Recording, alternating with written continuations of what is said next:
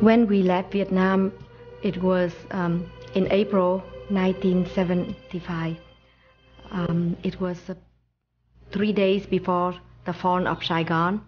We was waiting at the airport for 10 hours in our turn camp. I remember Cung and we had to run to the big airplane, they call the Chinook, to get on, to fight for our space. I remember it's windy, it was very cold.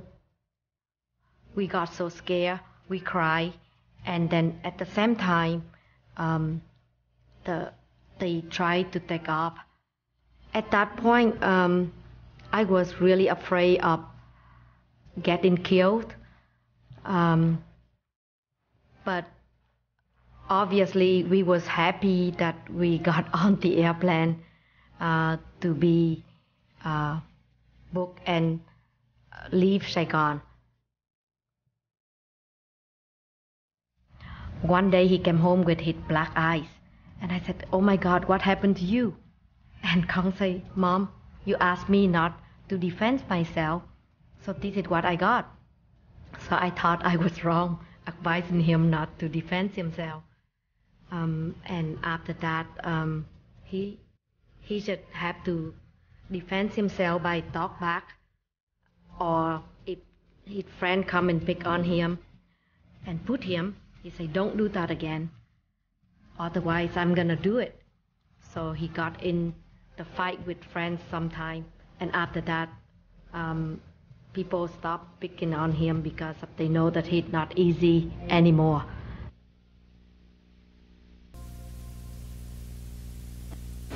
From right here in the U.S. of A. Yo, the sun don't shine forever. He is the reigning U.S. Shotokan tournament champion. Last year he was the United World Wushu Kung Fu champion, and in '96 the continuous sparring world champion. This is Cung Lee.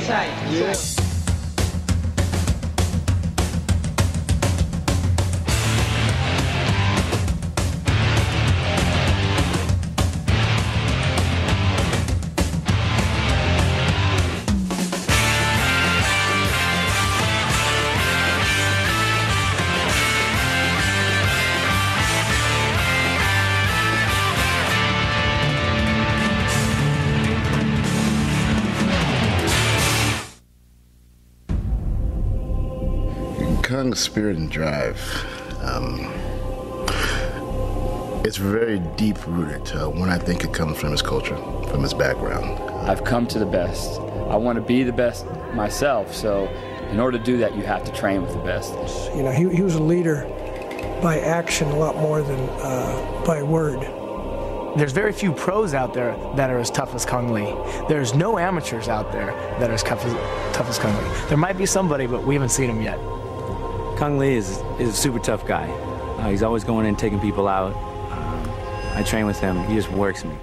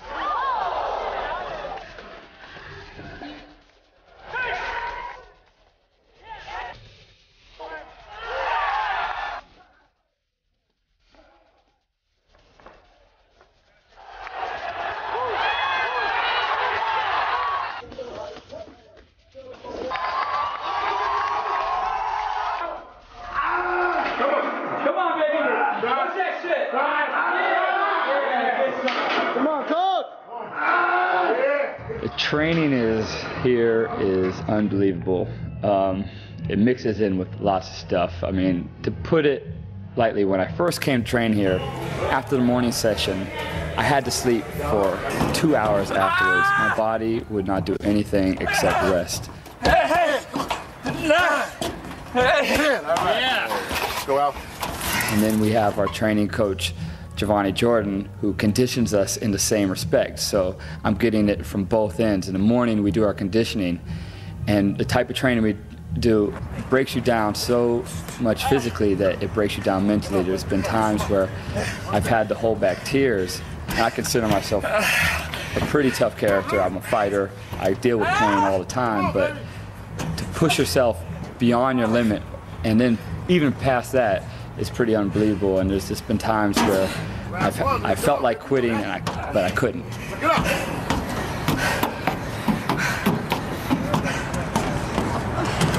Come on, Rudy. Our training isn't only let's get in the ring and beat each other up. We have a lot of other aspects to it. We will drill our wrestling.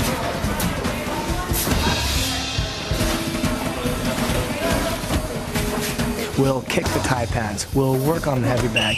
But that's just inside here. We'll also go outside. We go over to the community college, run the stairs, do a combination of stairs and punch kick drills. We live close to a hill. We call it the Suncrest. It's a monster. We'll one I can remember specifically one afternoon, we were all getting ready for some big fights. Me at the amateur level, coach at the pro level, and he put on a 12-pound flak jacket and he led the pack.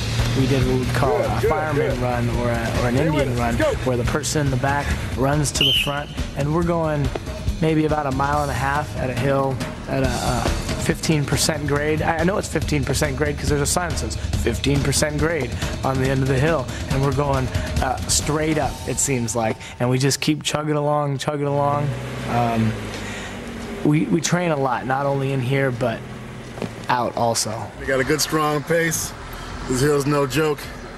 Rudy's staying with me, everybody's staying with me. They're getting strong. There's a car coming. They're starting to hurt.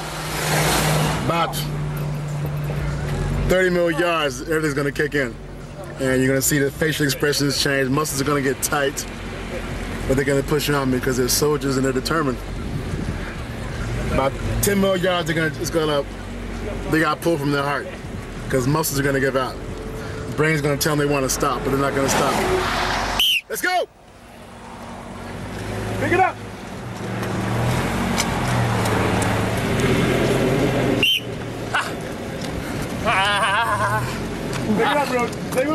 You could say the hardest part is putting someone on your shoulders and running up bleachers and down and then punching and kicking mitts for 30 seconds and then having them run up again. But that's not the hardest part. You could say the hardest part is doing 4 rounds straight with Cung Le and have him kick you in the ribs, kick you in your legs, pick you up over his head and throw you on the ground. That's hard. That's extremely hard.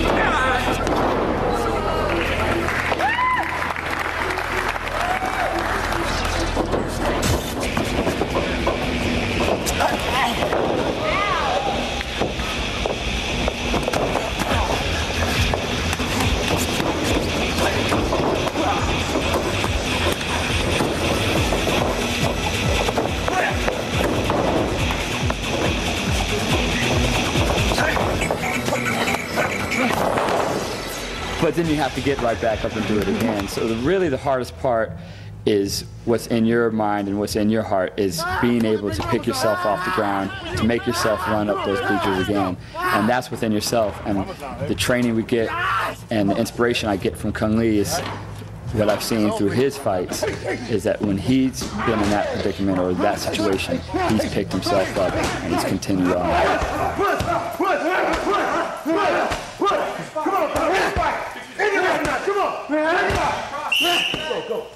Go, come on, man. You got 30 seconds left. 30 seconds left. Let's go. Let's go. 30 seconds left. 30 seconds for the fight, baby. Come on. Last fight of your life. What you gonna do? Last fight of your life. set. Last 10 seconds. Come on. Come on, let's go. Let's go. Let's go. Good set. Do or die right here. Go, go, go, go. Go. Let's go. Do or die. Go. Do or die. Bring it up. Bring it. Bring it. Don't stop. Come on. Go. Go. Bring it up. Let's go. Come on. Come on. Come on. Come on. Hey. What kind of champion are you, huh? What kind of champion are you? Huh? Hey. Come on. Hey, great baby. Come on. Hey, stop. Let's go, dog. Come on. Let's go. Hey. Come on. Let's go. Hey. What kind of champion, huh? Hey. I'm a kid. He wants you, baby. He wants you. He want to take what you got, dog. No questions asked. Some I got come. I got come. Come on. Come on. It's time to come to go down, baby. It's time to come to go down. Come on. Too much hype, baby. Come on. Too much hype out of here. Come on. That's it. That's it. That's it. Show me the hype is, baby. Good job. Good work. Sit down.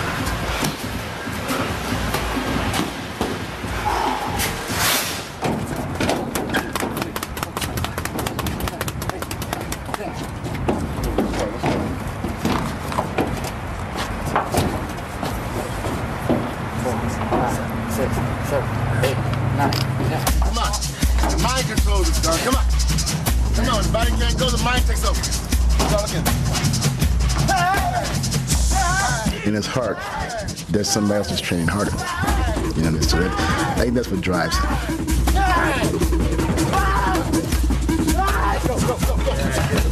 Come on, come on. Round it over yet. Come on, round it over yet. Let's go, baby. Come on.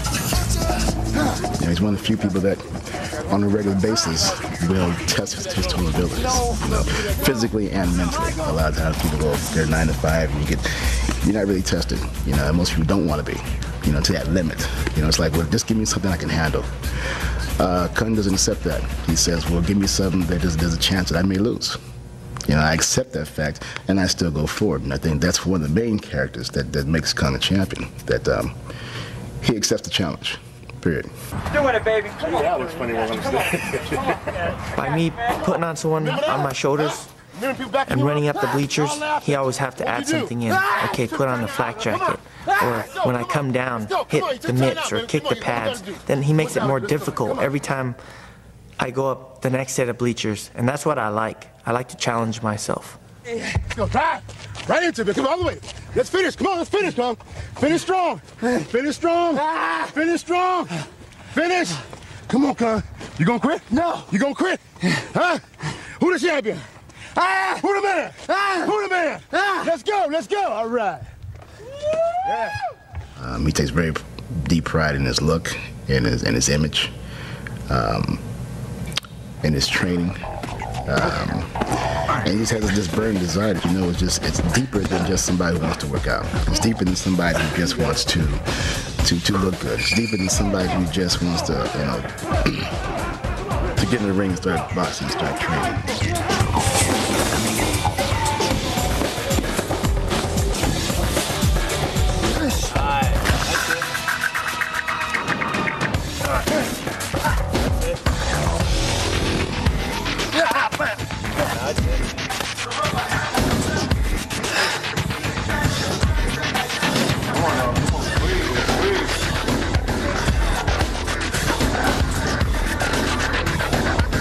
I feel that the way I train is not just train like a fighter, but I train like an athlete. And for all the training that I've learned in the past, I've mixed it in. Plus Giovanni's got his natural abilities to bring the best out in me and his hardcore way of training me. I mean, we got a very well-rounded system on how to train and prepare for a fight.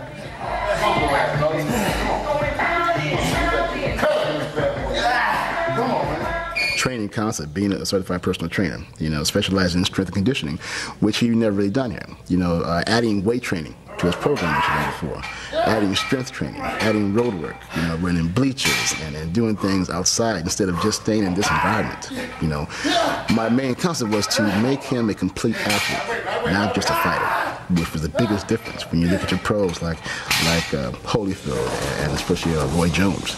They're complete athletes. They're superior athletes. And when you feel that your athletic ability is to a point where your performance is not, you feel comfortable in the ring. You feel that you can do anything. You feel any kind of situation you can get out of.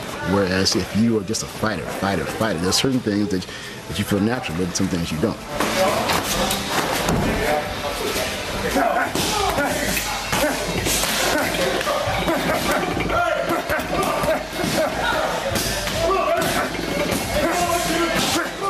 Go back. Come on. Hey. That's it. So.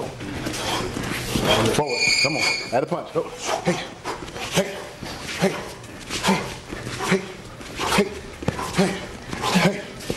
Take it back, baby. Take it back. Hey, come on. Hey. Combo, Sean. 1, 2, 3. There you go. Good.